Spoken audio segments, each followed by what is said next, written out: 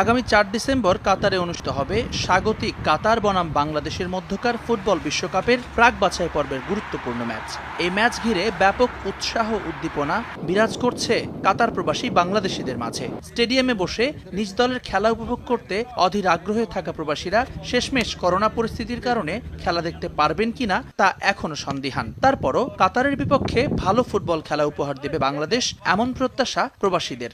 বাংলাদেশের চেয়ে র্যাঙ্কিং আর শক্তিতে এগিয়ে থাকা ২০২২ বিশ্বকাপ ফুটবলের আয়োজক দেশ কাতারের সঙ্গে আগামী ৪ ডিসেম্বর বিশ্বকাপের প্রাক বাছাই পর্বের ম্যাচটি অনুষ্ঠিত হবে আল দোহেল স্পোর্টস ক্লাব আব্দুল্লাহ বিন খালিফা স্টেডিয়ামে।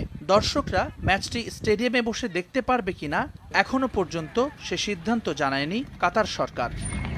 করোনা বিধিনিষেধের কারণে ৩ দিনের কোয়ারেন্টিন শেষ করে মাঠের অনুশীলনে ফিরেছেন বিশ্বকাপের প্রাক বাছাই পর্বের ম্যাচে অংশ নিতে কাতার সফরে আসা বাংলাদেশ ফুটবল দল। রোববার স্থানীয় সময় বেলা 11:30 থেকে দুপুর 1টা পর্যন্ত দোহা খলিফা ফুটবল স্টেডিয়ামের পাশে অনুশীলনে ব্যস্ত সময় পার করেন জামাল ভুঁইয়ারা। কাতার সফরে এসে উৎফুল্ল লাল সবুজের প্রতিনিধি দল, প্রত্যাশা ম্যাচে ভালো ফলাফলের। আলহামদুলিল্লাহ সবাই সুস্থ আছি এবং সবাই আজকে ফার্স্ট ট্রেনিং সেশন মাঠে আমাদের, তো সবাই আসলে খুব উৎফুল্ল যে আমরা একটা ভালো একটা ফ্যাসিলিটিসের মধ্যে আছি, মাঠ থেকে শুরু করে আপনার খাবার দাবার বা জিমনেশিয়াম।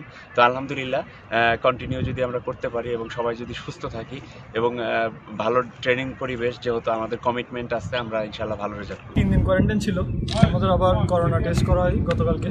সো সবার রিপোর্ট নেগেটিভ আসার পর আমরা আজকে থেকে ট্রেনিং শুরু করলাম এসপায়ার একাডেমিতে। It's really beautiful.